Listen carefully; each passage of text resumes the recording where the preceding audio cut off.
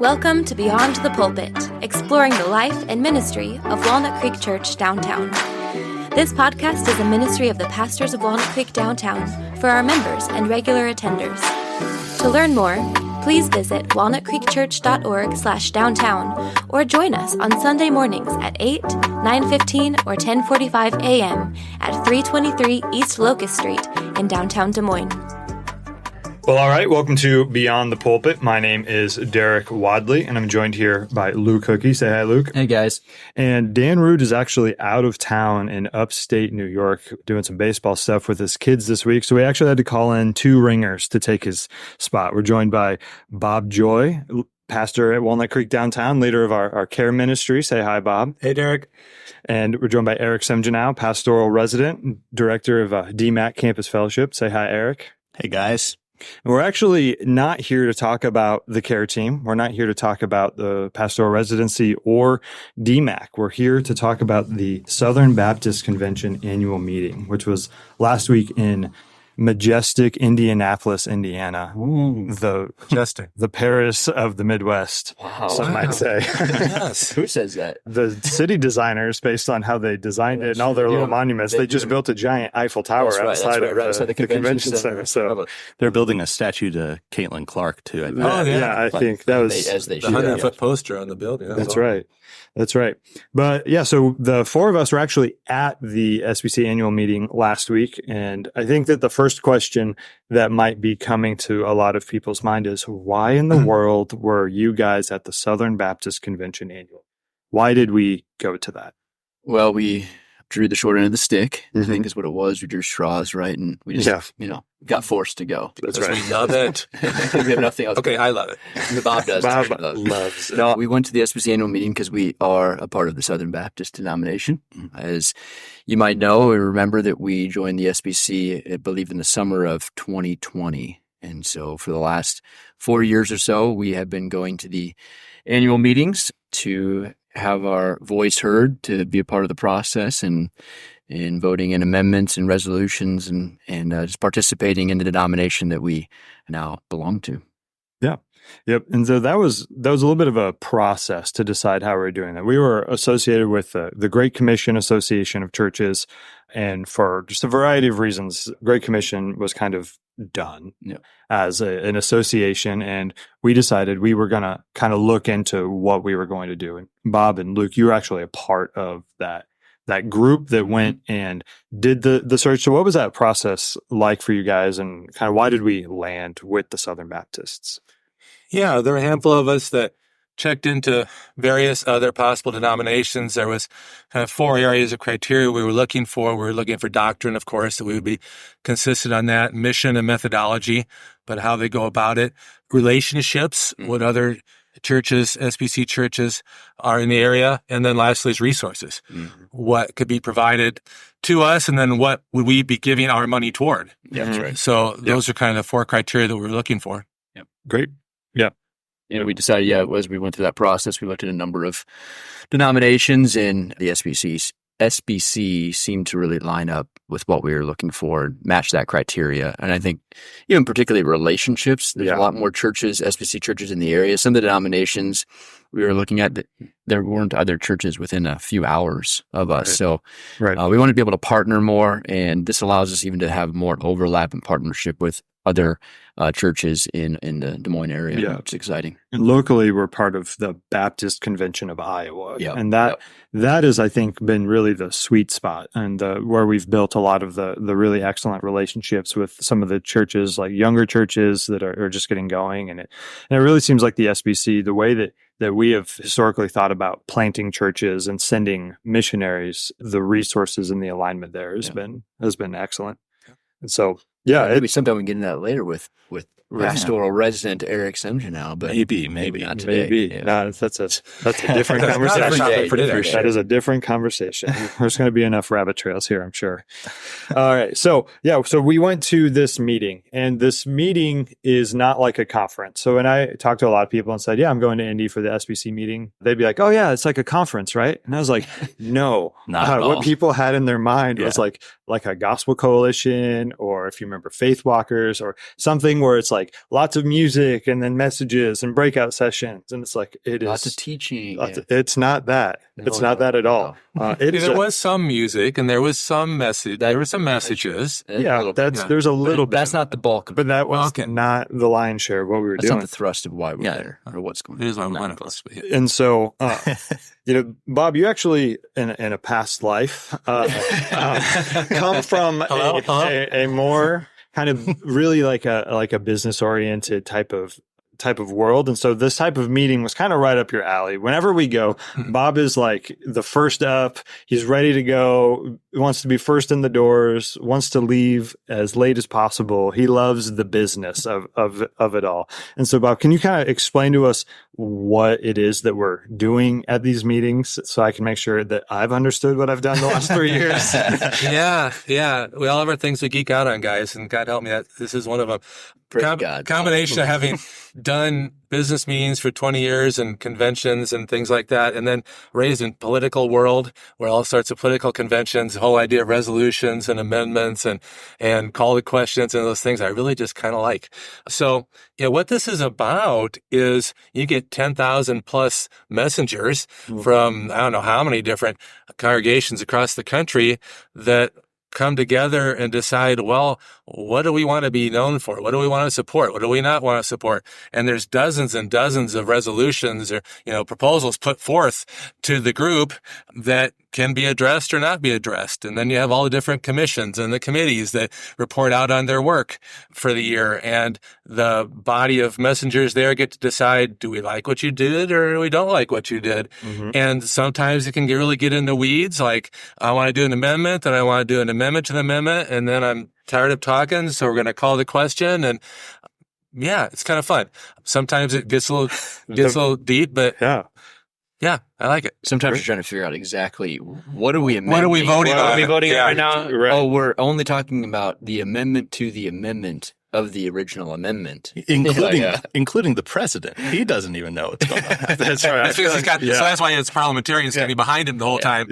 Telling him what you should go. It's quite a process. It's pretty. Honestly, it's pretty remarkable how well it works. Given you have 10,000 people who are voting on these things, it's well done. Mm-hmm. Yeah. It's very well done. And so, Bob, you come from a world where you love it. You geek out on this. And then, Eric, you've never been to anything like this before. Nothing. And so what's your reaction as somebody who's never been in this type of setting? Yeah. He loves it too. Big fan. Bob, he's says Bob. Profession. Right. Yes. I'm going to be a parliamentarian. No. It's rules, baby. The experience, I think that's the main reason I went, was just to have the eye-opening. I knew it was like a spectacle, but I think just showing up and seeing about 11,000 people. First off, that was just wild. Yeah, because there's 10,000 registered messengers, which are the voters, delegates, plus all the other people who are there too. Yeah. Crazy. All the booths and everything. That's normal for conferences and stuff. But I mean, imagining basically running a business meeting with that many voices in the room.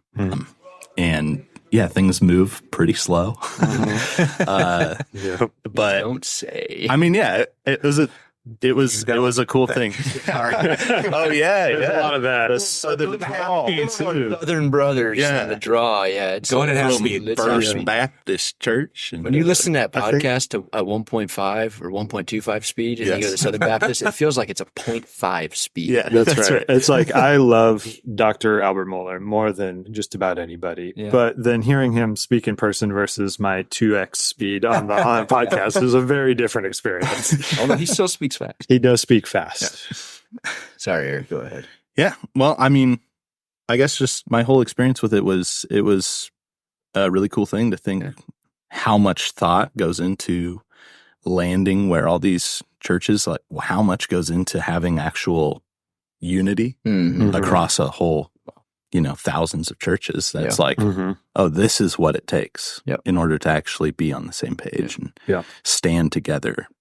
And even there, it's like there's a lot of hot debate. From everything I've heard, this was the mild version of the SBC convention compared to the past couple years. So, Bob, Derek, we've been to 4. Yeah. Or this was our fourth. This is my third. This is my third. This is your fourth. You went my to fourth. That's Nashville 4 years ago, Yeah, right? that was Dan and Darren and I. And yeah, this was by far the most tame of all the conventions. So Is that a good thing? I think so, I guess. I don't know how to answer that question. I think I could argue both ways. Mm-hmm. But I think given what, as we'll get into it here, what was voted on and whatnot, I think that was probably a pretty decent thing. Mm-hmm. I don't know, Bob. I'd be curious what your perspective is. I feel like I could go both ways on that, but yeah.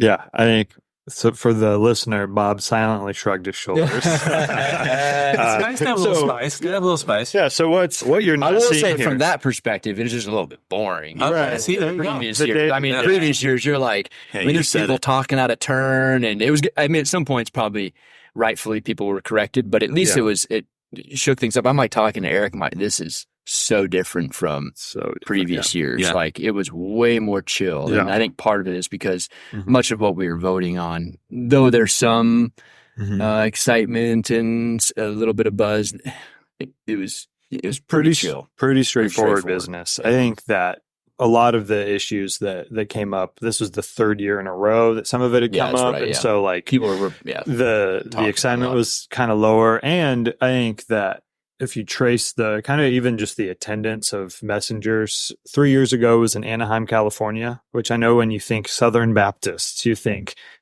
Anaheim, California. Disneyland. That's right. So Southern California. Is that But Disneyland? I think so. yeah, I think so. We But then walked right by it. Yeah, every day. Oh, yeah, I we did. watched all those Yeah. poor people going in. going in and then the parents dragging their children out at the end of the day. You're going to have fun. Come on, you're going to have fun. This is going to be fun. I felt in my soul. I was like, I'm so thankful. That's not I'm me. so happy right now. The Sorry. happiest place on earth is the other side of the gate. Yeah. But That's a t-shirt. yeah, but the thing is, Anaheim was the home of Rick Warren and Saddleback Church, and that's kind of, we'll get into this a little bit here, but that's kind of there. And that was a pretty low attended convention. It was, yeah. Because A, it's pretty far away from most Southern Baptists. Yep. And B, it's so expensive. Yeah. It's so expensive just to get around, but just to get there was Wasn't really gas expensive. like $6 something a Gas gallon was like when we were $6 something a gallon. The flight, I mean, I think we got a good deal on our flights, but It's like still it's still expensive. And then last year was in New Orleans, Louisiana, Orleans. which I'm not even going to get into my feelings about New Orleans. Wow. I'll hold Hot back. and humid. Great Hot place to and visit with all the. Oh, no, it's a great place. Anyway, good. Good Yeah. food. Great food. Yeah, that's true. Good food. Great food. But I felt like I needed to change my shirt 3 or 4 times a Yeah, day. yeah. It's 7:30 in the Severely morning, underpacked, convention yeah. center, and it was like walking through like just water, like just this. I mean, you're drenched by the time you get in, and you walk into the convention center. It's freezing cold. Your Yeah, body's, your like, shirt going just turns into an icicle. Yeah, like, oh, okay. But we Anyway. appreciate the privilege of representing our congregation, Amen. We do. regardless of circumstance. Way to bring it back, Bob. There we go. What you can't see is that we have cameras. This time we're piloting and trying to figure out what it looks like to turn this into a video podcast. And there's been a lot of little looks like, hey, you guys, you young bucks better get your act together. I got better things to do than sit here and moderate you guys. Maybe we'll release some clips, you know? Yeah, that's we might show you what that's about. And if you hear any other background noises, we've got producer JT in the background. house. Say hi, JT. What's up? All right. So Hear him, but I don't know if you heard him or not, but Josh Thomas is here. All right, well, let's get into the actual thick of it now that we've unpacked it. So there are kind of 3 big things that have kind of filled the headlines since the meeting. One has kind of been a perpetual headline for probably the 4 or 5 years now in the SBC, and that's related to the sex abuse task force. Mhm. And the task force, it's a very complicated thing. There's a lot of information out there. Some of it's helpful and accurate. Some of it's unhelpful and inaccurate. Some of it's unhelpful and accurate. And so it's a matter of trying to find, kind of that information. And there's been a lot of even just posturing that has happened as a part of how it's gone. And so it's really easy to be a non-involved talking head on social media and say the SBC is just rampant with all sorts of issues and things. But then if you read the reports, it's like, yeah, sex abuse in any situation is a problem. It's horrible. It ought to be condemned in the strongest possible terms. Yep. And my experience so far with the SBC is that they have actually done a pretty good job responding to it. The amount of resources and people that have volunteered their time and money that's been put into this has been really good. And so the Sex Abuse Task Force has kind of wrapped up its role at this point, and they've created a series of recommendations that they're passing to the SBC Executive Committee, which is kind of like the administrative branch of the convention that operates the rest of the year when the meeting isn't happening.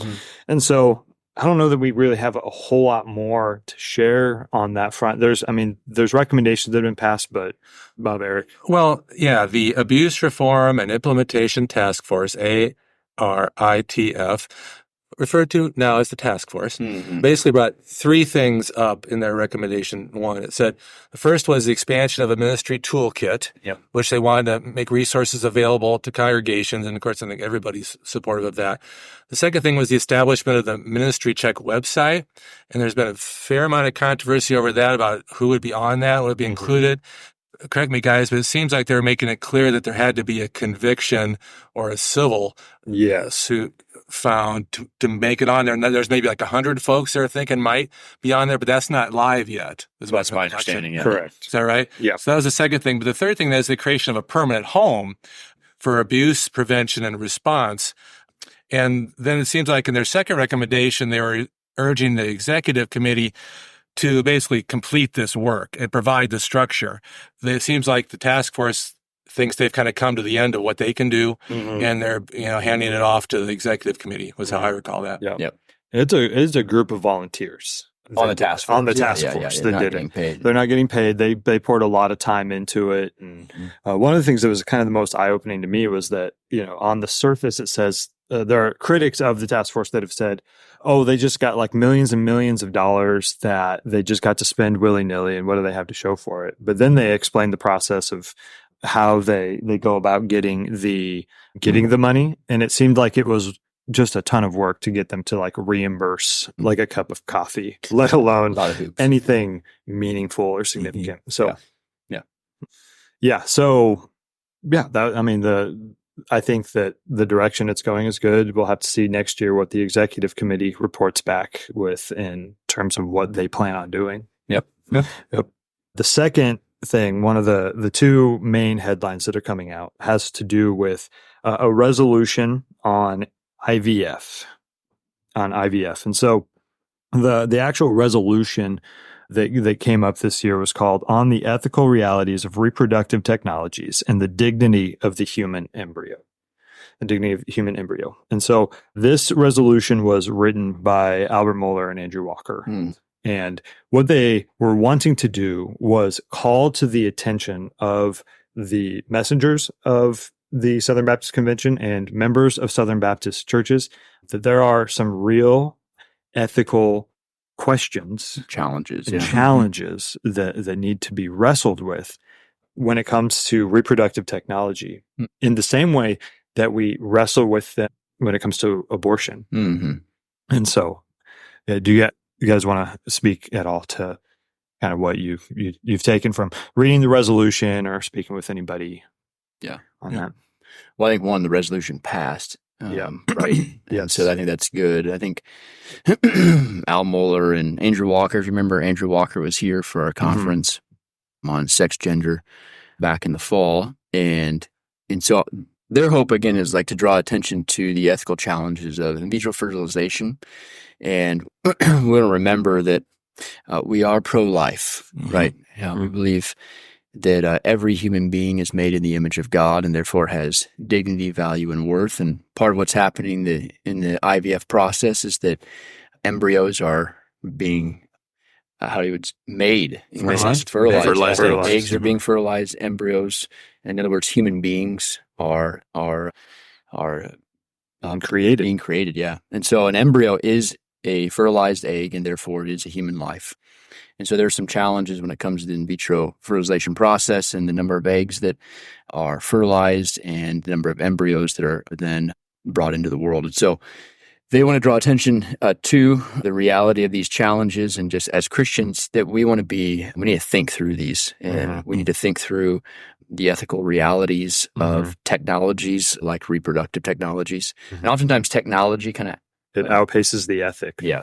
And so I would say this space, Christians, I would say for myself, and I don't know you guys, but I've been caught a bit off guard. Yeah, Like it's kind of like, as the more I've dug into the IVF world, I'm like, boy, I didn't realize kind of what was going on and what's happening, and how you have human beings who are, in freezers just kind of waiting for potentially to be used. Now there's court cases about those embryos being destroyed or put to death. And so we want to uphold life, and we want to protect life. We want to value life, and we need to be really careful and biblical in our approach to reproduction, and specifically reproductive technology. So I don't know, Bob, you got... Well, I mean, we're called to speak the truth in love. And so this is not a heartless resolution.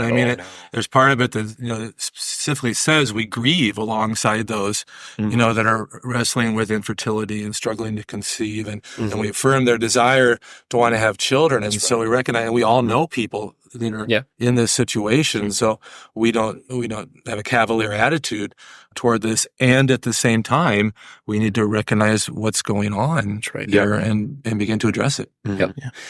So if I could address it, because I think I've had a few conversations after coming back, and this is the subject that's come up in my conversations, which I didn't anticipate. But it seems like there's maybe a misconception about what the conversation was actually about. It seems like the takeaway that a lot of people are having is that IVF equals bad, do not do it, like 100%. But I feel like that's not actually what's being said. What's being said is we need to think more carefully about it. Is that correct? Right. That's not the language of the resolution. Correct. And so the headlines, you get into like the New York Times and Associated Press and all of that. The headline is definitely Southern Baptists condemn and make all people who practice IVF evil. That's like kind of how they read. Yeah.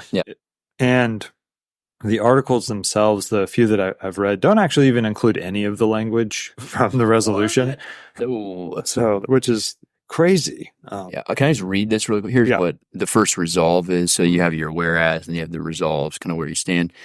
And they say, we call Southern Baptists to reaffirm the unconditional value and right to life of every human being, including those in an embryonic stage, and to use only utilize reproductive technologies consistent with that affirmation, especially in the number of embryos generated in the IVF process.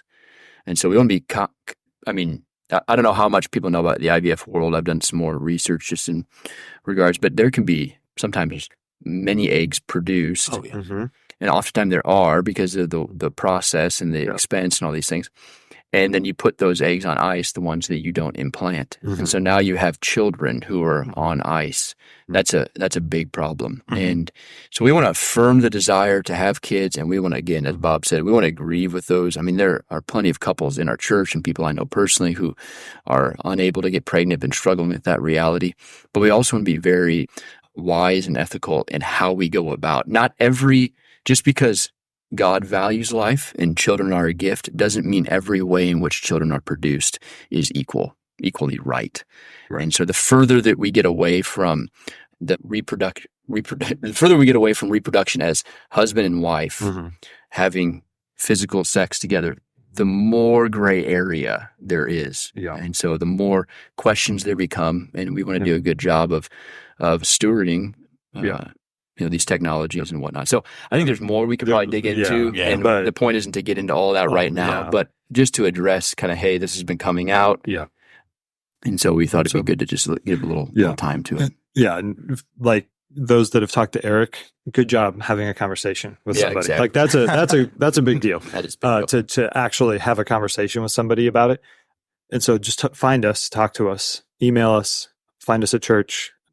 Most of us were at the office all the time. Like, we're around. You can read the resolutions online. They're online for all to find. So there's even an SBC app you can download, and that has all of it on the app. So it's not, if you want the actual language that we have in front of us, it's easy to get to, and we'd be happy to share it with you if you like us to. Great.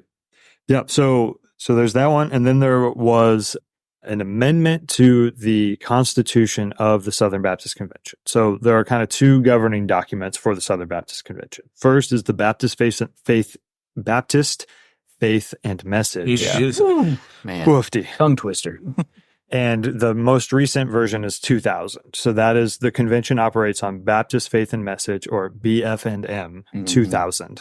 That's where it's at. It's been kind of updated a handful of times since 1845, which is when the SBC was founded. But so there's that, and then there is the Constitution and kind of bylaws of the convention itself. So more there's the doctrine side and the business side. The doctrine side, the BF&M is very clear in terms of what it's trying to communicate. The Constitution can be maybe a little bit ambiguous sometimes, but that's just kind of the nature of constitutions. Our country has experienced that, just as judges across the land have tried to interpret it. But there was an amendment called the Law Amendment that was put forward. And now the Law Amendment Why is it called the Law Amendment? Yeah, that's the thing. What law are we amending? It's actually because 2 years ago, a pastor named Mike Law took the floor at the Anaheim meeting and proposed an amendment to the Constitution to add some additional language. So it's named after Pastor Mike Law, which I got to tell you, some of these Southern Baptist pastors just have the best names. Yes. Mike Law. I think Dan Rude is kind of right in there. Not Lou Cookie. Lou Cookie, yeah. Lou Cookie. But maybe that works. But anyway, so the law amendment sermon yesterday. Yeah. If you weren't at church, you should listen to the message.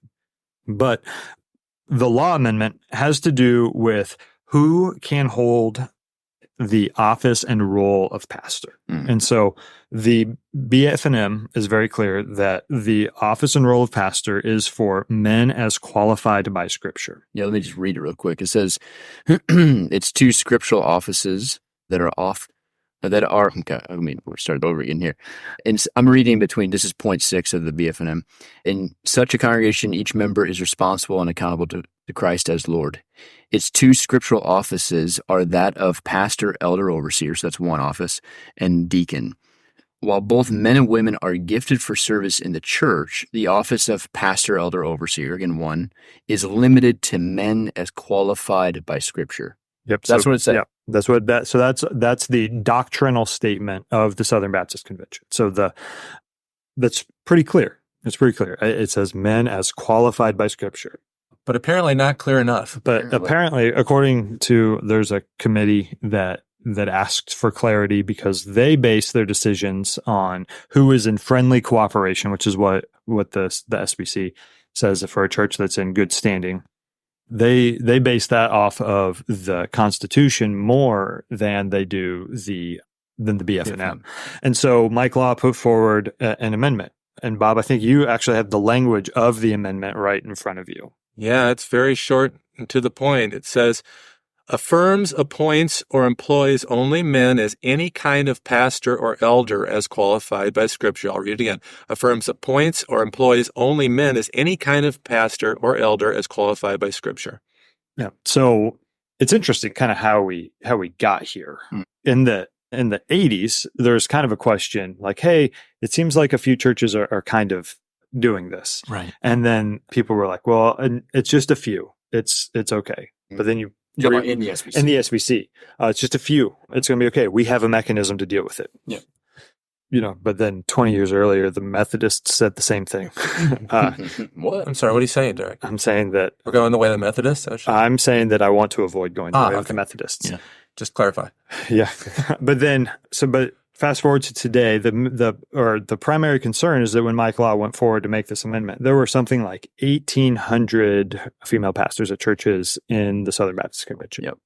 So some of them are multiple female pastors at the same church. And so it's not 1,800 total churches. I don't know what that exact figure is, but that's at least 1,800 deviations from what is clear in Scripture. Yep. And so I think 1 Timothy 3 is pretty clear. We've looked a little bit at this passage. It's very clear. Not pretty clear. Yeah. Yep. Luke, you want to share it? So 1 Timothy 2, Paul gets into the roles of men and women in the church, and he addresses women. And in verse 11, he says, "A woman is to learn quietly with full submission. I do not allow a woman to teach or have authority over a man. Instead, she is to remain quiet. For Adam was formed first, and then Eve. Adam was not deceived, but the woman was deceived and transgressed." And then you get in chapter 3, which gives the qualifications of elders or pastor overseer. That's all one office. And it's very clear that as Paul gives these qualifications, he's talking about men. One is that he uses the word pronoun he, but also talking about a husband of one wife. And he does not talk about the wife or the woman of one husband. He talks about a husband of one wife. Mm-hmm. Plus, he gets into deacons, and deacons there, he talks about women deacons as we would see it, or some would see it as the wives of deacons. And so if Paul was not, if he was not reserving the office of elder, pastor, overseer to men, it would seem like he would address women also, because he addresses women when it comes to deacons. Plus, you see the theme, the storyline of Scripture is men being the head, being leading, particularly. Then that flows not from it starts with the family, that flows also into the life of the church and that consistent storyline. And so, obviously, that's the position we hold and what the Southern Baptist holds. Yep. Yeah. Or so it would seem. Yeah. And so I think, before we get too far down the tracks on this, I was actually able to sit down with Andrew Walker at the Southern Seminary booth and just talk to him a little bit. So right now we're going to share a little bit of that interview. It is a little bit about what we talked about at our Sex, Gender, and the Gospel conference. So just kind of what he has seen as some developments. He shares some things that are maybe a little concerning to him, but also some things that give him some hope about where things are going. And then we discuss the law amendment a little bit. And he gives us some reasons why it should be supported, maybe pushes back against some of the arguments against. So here's that interview now. All right. Well, this is Derek Wadley live in majestic Indianapolis, Indiana at the Southern Baptist Theological Seminary booth. I'm here with Dr. Andrew Walker. Andrew, it's great to see you again. Yeah, Derek, it's fun we were together in December in Iowa. That's right. A very cold, dreary, snowy Iowa day. That's right. And it's nice to be with you. It's summer in Indianapolis. That's right. And so, yeah, like you said, you were with us for our Sex, Gender, and the Gospel conference back in December. And the pace at which the LGBT revolution has moved has just been breakneck. It's just been so fast. It's hard to keep up with. So just in this last 6 months, it seems like a lot has changed. Not necessarily for the better, but I'm wondering from your perspective, what have you seen happening in the culture and in the world in this arena? Sure. So a couple of polls that have come out that have really been shocking, but actually not altogether unsurprising. They've come out. The first poll was talking about the decrease in support for same-sex marriage by Americans overall. But then, this is fascinating, a decrease in support for same-sex marriage among Gen Z. Really? Yes. This was in the two polls I'm going to talk about, they came from Gallup or Pew, forgetting which in particular, but it demonstrated shocking evidence that there seems to be, like, we're now far enough past Obergefell where the new is no longer new, it's normal.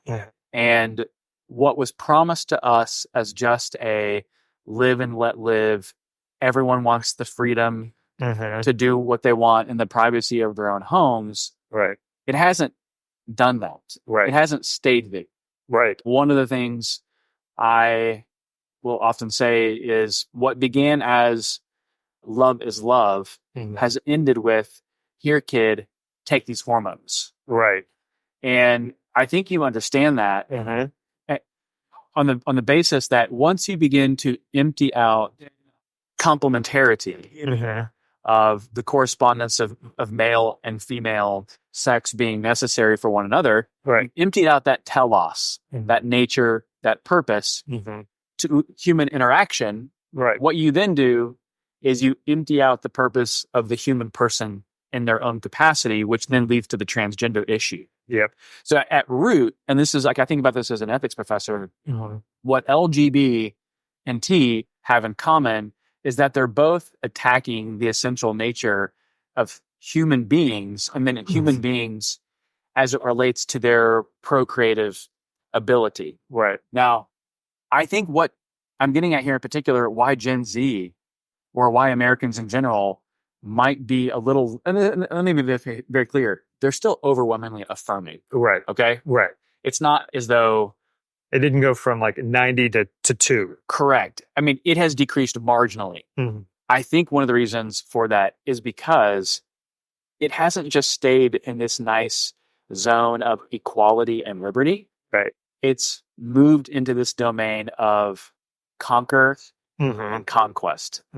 And, as one of my friends, Eric Erickson, likes to say, you will be made to care. Right. And a lot of people might have this attitude of, I want to be kind and polite and tolerant in the public square. Right. But I'm tired of having the LGBT stuff crank down my family's livelihood, right?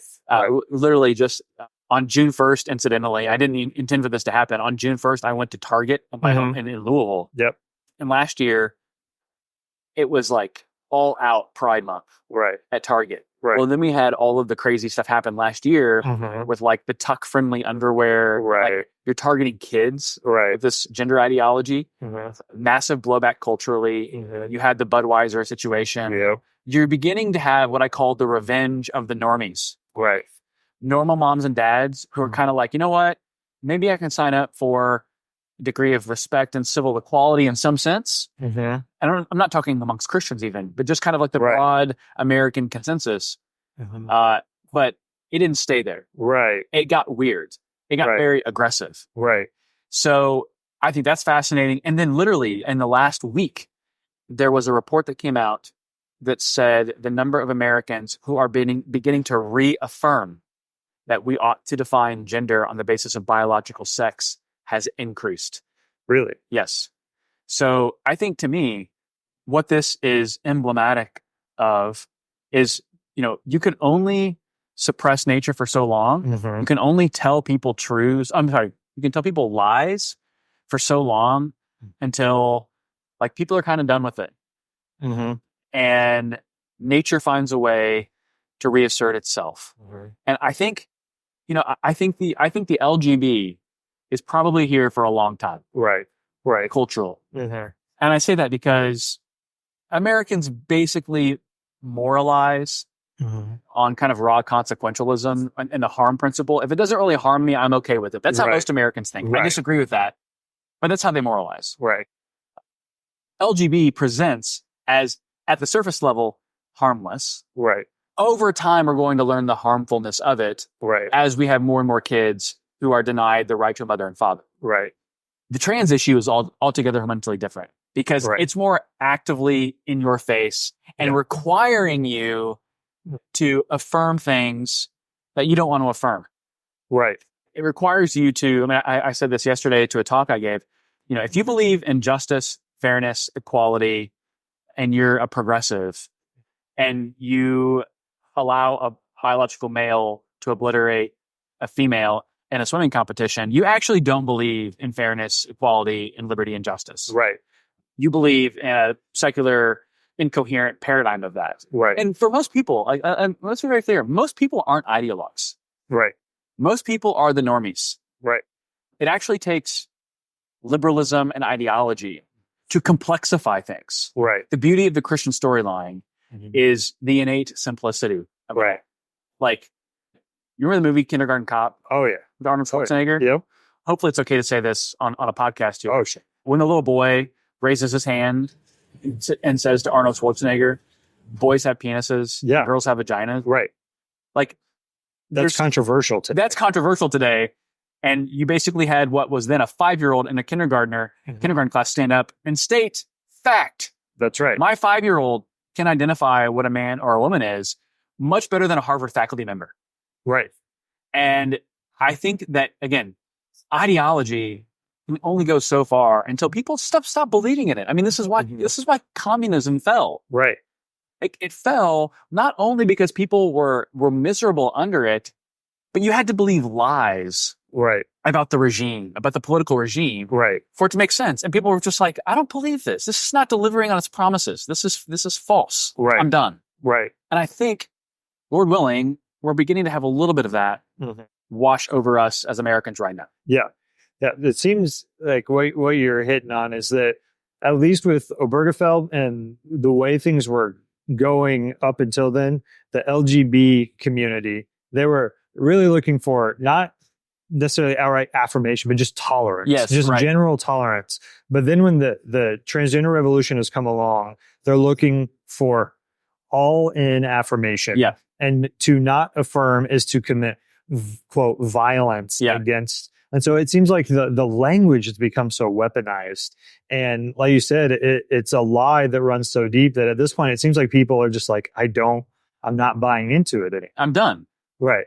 I mean, I noticed that's like, I want to have all the compassion and tolerance in the world. And for people who are struggling with gender dysphoria, like I genuinely do Right. have compassion. Right. For people with unwanted same-sex attraction. Right. They're deserving of nothing but my care and tenderness and mercy as we point them to Christ and to holiness. Right. I'm not looking to like own the libs in every possible way. Right. It's like at the cultural elite level. Like I'm just done believing in the lies. Right. And I think a lot of Americans feel the same way. Yeah. And they just want to hear other people say this. Like, hey, I don't believe this anymore. Right. You believe this? And they're like, no, not really. Okay, well, let's just make the chorus go a little wider. Right. Let's all just say in unison, hey, we don't believe this. Right. Yeah. And so it seems like there is a fair amount of secular, like cultural commentators coming out. Oh, totally. Pretty, like Abigail Schreier is one that I've really appreciated. It's like we disagree on a lot of things fundamentally, but just even her outspokenness has been just refreshing. Absolutely. In the secular community. So yeah, obviously those are things that are hopeful. So like what gives you hope? Like what gives you kind of a gospel hope in the midst of the way things are going? So, you know me, I'm all about kind of natural law theory and creation order type stuff. Yeah. What gives me hope is that you can't run against the grain of the universe with a grain of creation order for very long. Right. Without creation order snapping back. Right. And so in the long run, I'm actually very optimistic. Great.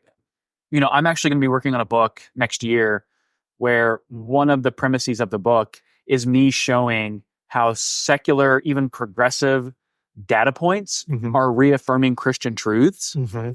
So what I always love talking about the ways that like progressives end up reverse engineering themselves accidentally to the natural law. Right. And they think they've like found this amazing like truth. And it's like, no, actually Christianity has been saying this all along. Right. I think what gives me hope is nothing changes for us. Right. I'm not having to reevaluate what I think every 5 minutes like progressives are. All I'm trying to do is stand on shoulders that have gone before me to pass on a moral tradition, to pass that on to my students and to my children for that to build off of. The true beauty of being a Christian theologian or ethicist is that I'm actually not charged with saying new things. Right. I'm charged with communicating the same old truths in new ways for new heresies that are actually old heresies, repackaged in a new way. So the mission here then is to say the Lord who was present at creation is the same Lord who orchestrates redemption. Right. And that means you cannot separate out our obedience from Christ's saving lordship from Christ's lordship over how he has made us male and female. Right. How he's made us to be in community together, to extol our maleness and our femaleness, to love our children. Right. The truths of Christianity are exceptionally ordinary. Mhm. They just sound revolutionary in this age. Right. Just keep teaching. Great. Yeah, that's great. I look forward to that book, and I think that'll be a huge help to the church, to the culture at large. So thank you for the work that you do on that. Along the veins of complementarianism, here at the SBC this year, one of the major issues that's going to be put to the messengers is the law amendment. Yep. And I've talked to a handful of people back in Des Moines about the law amendment. They're like, well, what law? What law? It's a little confusing. It's named after a pastor named Mike Law, who put the amendment forward a few years ago, but it's been pretty contentious, it seems, in this run-up, kind of bafflingly so. And so from your perspective, I'm wondering if you could maybe condense and define the law amendment, and maybe what's at stake here, and kind of how you would encourage. Yeah, so I mean, for me, this is actually a really simple issue. All the law amendment is seeking to do is to affirm what the Bible affirms, and it seeks to affirm what our existing confession of faith already affirms, which is that the office of pastor is for qualified males only. Now, what that means practically, as far as our polity as Southern Baptists is concerned, is that what it would mean to be in friendly cooperation with the Southern Baptist Convention is that all of those churches would then need to appoint, affirm, I forget the exact language, appoint, affirm, or hire pastors that are only male. Right. So again, it's not really at all controversial in my book. Right. At least it shouldn't be. It shouldn't be at all controversial. Now, I think it raises to the level of controversy because some individuals want to say that this is a threat to our traditional denominational structure, that it makes us more hierarchical or more Presbyterian, which I simply disagree with that. Every church is autonomous. Every church can decide how it wants to govern itself. But guess what? Right. The Southern Baptist Convention is autonomous. And when the churches come together at its annual convention, they have the autonomous right and the freedom of association to define the parameters of their own cooperation. Right. So that means we can define what it means to cooperate. And a church may not cooperate according to our definition, but guess what?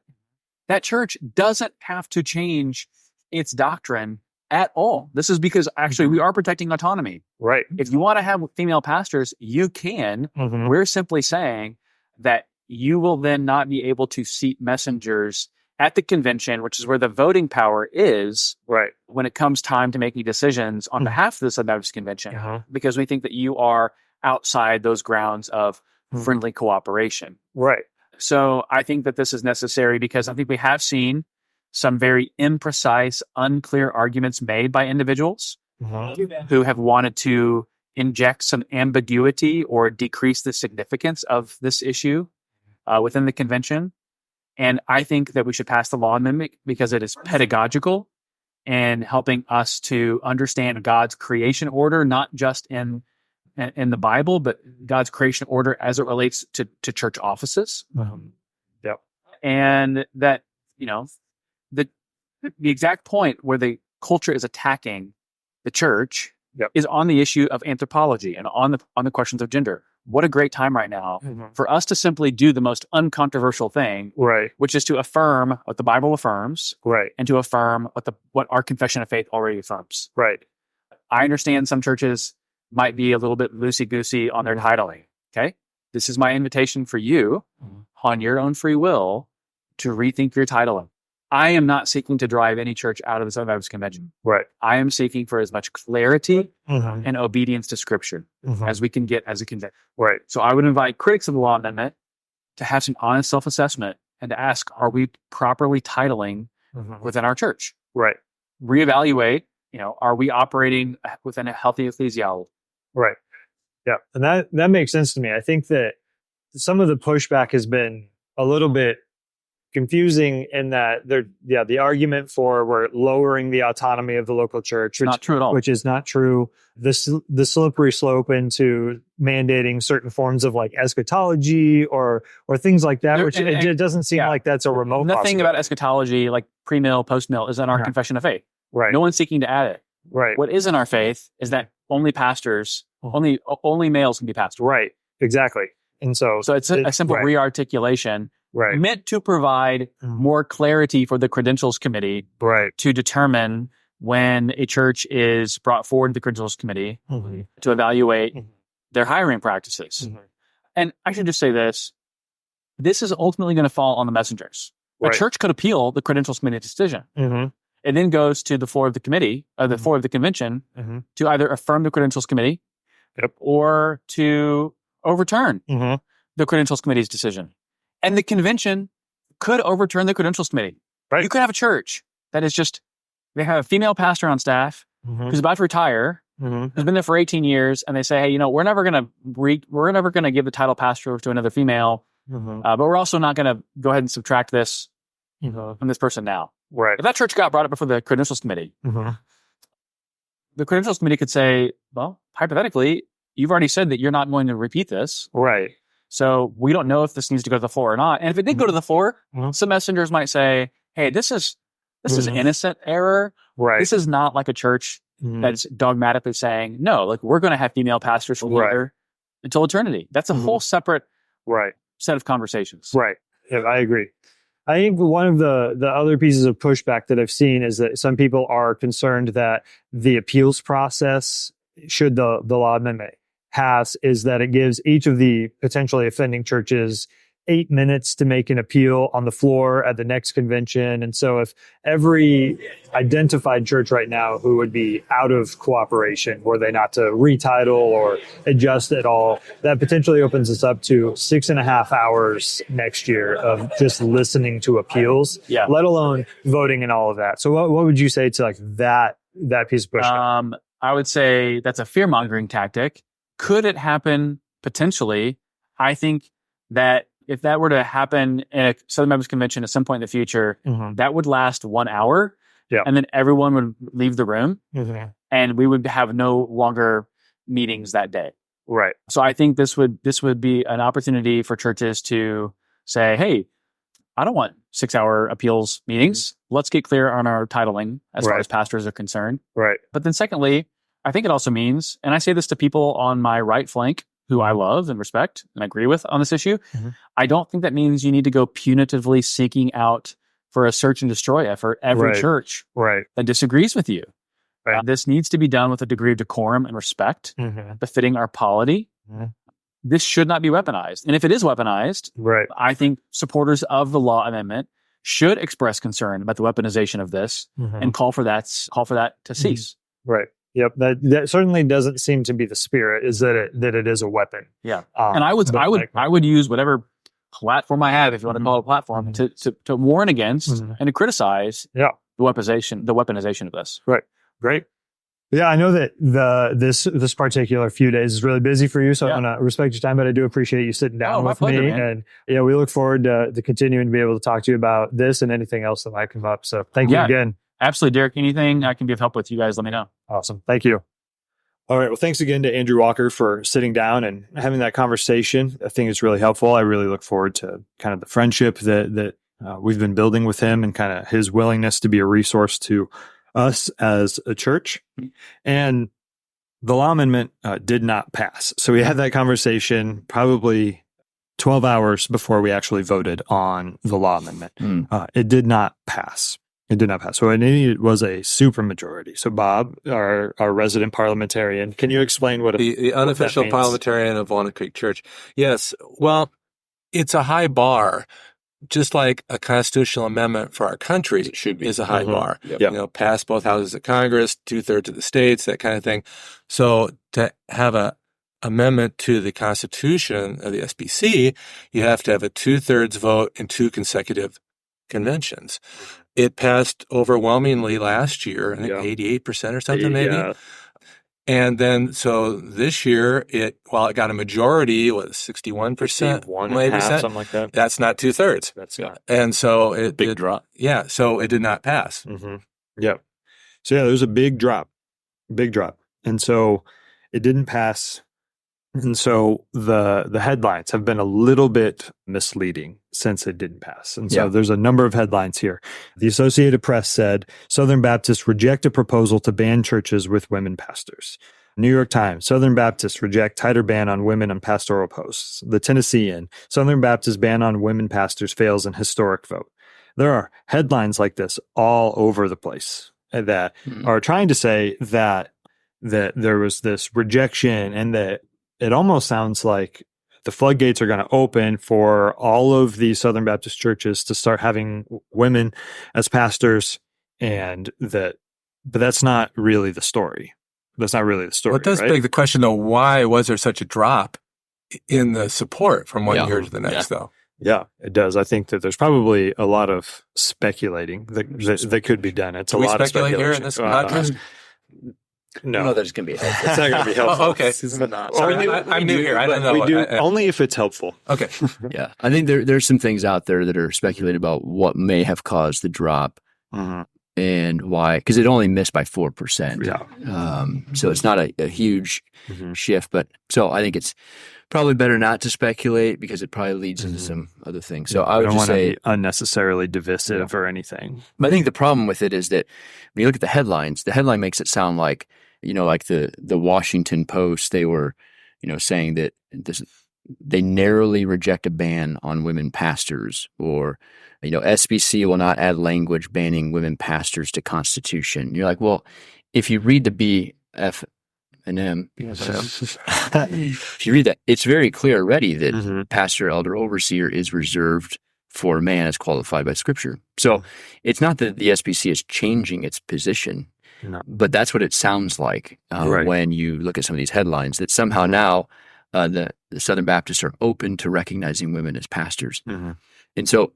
that's not what's going on. Right. No. And in fact, at the convention this year, there was a clear vote to rule another church not in friendly cooperation with the SBC because they have women pastors. In fact, it was one of the longest standing churches in the SBC. Legacy church. Yeah. They called it a legacy church. Alexandria, Virginia, over 150 years ago. Yeah. So I think, it's And one of the... And they were supportive of the SBC, it sounds like, too. I mean, with their dollars. Yeah. And like the vote to agree, so the Credentials Committee, which is the committee that decides whether or not a church is in friendly cooperation, is the one who said we deem that they are not. And then it goes to the floor for the messengers to vote to either uphold or reject. Yep. And the vote for that was overwhelming. It was, and we did this before we voted on the law amendment. It was like 90-10. Yeah. Yeah. So it was crazy. And the year before, there were two other churches, one being Saddleback Church, which is Rick Warren's,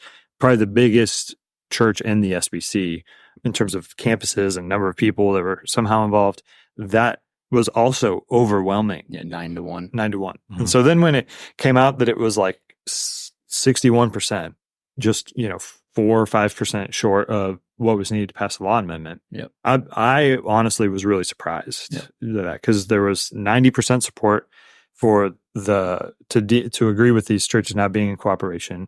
Last year, the first vote, super huge support for it. Yep. And then it dropped. Yep. So it seems like there's like 30% of people who voted to get rid of that church, but voted against the law amendment. And so they see it's not the same issue. It's a different issue. There's a lot of people that push back on it for a variety of different ways. Some who are supportive in principle of it, but not in the practice of Which how is actually we do. a good point. That's not even speculation. That has been stated. If you want to if you guys want to explain that a bit, or there was a concern that the point of the law amendment was to become a weapon. It was to become a little bit of a hammer that the Credentials Committee or other churches could come, and then they're just going to start cleaning house. They were going to go and just start wrecking all of these other churches and use it in a pretty aggressive way. But that wasn't the spirit in which it was written. It was the spirit in which it was written was the Credentials Committee asked for clarity. And so here's clarity. The clarity. it's almost like the clarity is that it points to our doctrinal statement, which should inform our Constitution. And that was the spirit in which it was. So I do think there are probably some people, from what it sounds like, that may have voted against it because of their concern about where it would go. Concern is too much of a top-down approach and was going to be imposing on the congregations, which that is as much of a core tenet of the SBC as anything. That's right. Autonomy. Local church autonomy. And which is one of the reasons we chose. I mean, exactly. we appreciate that. Right. We do. You don't want to be governed in the sense of like a high church governance. Yeah. So the big takeaway, I think, for those of you that are listening is that, we are, I think, rightly concerned about the headlines that are out there as it relates to the resolution on IVF and how this constitutional amendment was proposed. There is a great amount of discernment that we have to utilize when we read the news, when we listen to the news. And so I've looked at just the whole spectrum of, from far left to far right kind of reviews on this. And I feel like very few of them actually were fair.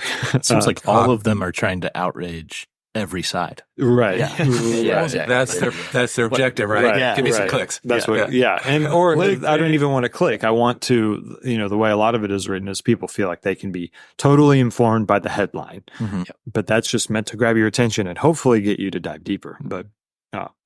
But by and large, I mean, it has been good to be a part of the Southern Baptist Convention. These meetings have been good. It's been good to meet pastors from other churches, members at other churches, and to build these relationships, especially locally with some of the other SBC churches. So we've been really thankful for that. We'll continue to stay informed and stay updated and to keep updating you guys on everything that we need to. Yep. And so, that's kind of our goal here, and just providing you an update. There is one other update that came up is that every 2 years as a convention, we vote on a convention president. So there are two presidents in the SBC. There's the executive committee, and that president is hired. It's kind of like the CEO of the business arm of the convention.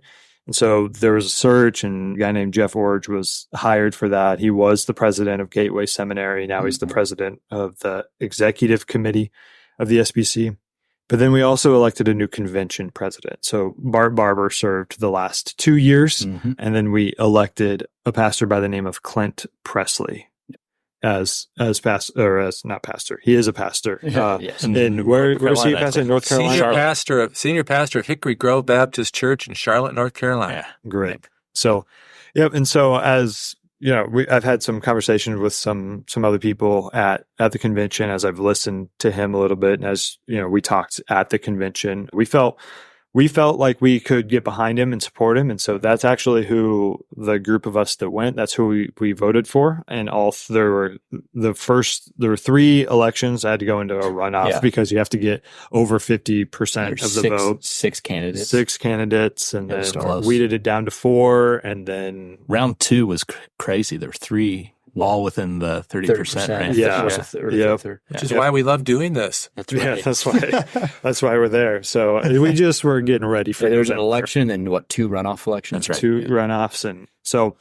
But so Clint Presley, we'll be praying for him. We'll be kind of watching for whatever guidance he might be able to give the Southern Baptist Convention, and I'm sure that over the next couple of years we'll have an opportunity to sit down with him and talk with him and share that. So. Yeah, that's our update from the Southern Baptist Convention, and just thanks again to Andrew Walker for sitting down with us, and Bob, Eric, thanks for being here. Thanks for having us. Thanks for coming. Yeah. It's good. Thank you for listening to Beyond the Pulpit. Walnut Creek Church exists to glorify God by making authentic disciples of Jesus Christ who love and worship Him in all they do. To submit a question to be answered in our next podcast, please visit our website at walnutcreekchurch.org/downtown. If you haven't already, please give us a follow on Facebook and Instagram, and sign up for our weekly email updates. And please join us for church on Sunday mornings at 8, 9:15, or 10:45 a.m. at 323 East Locust Street in downtown Des Moines.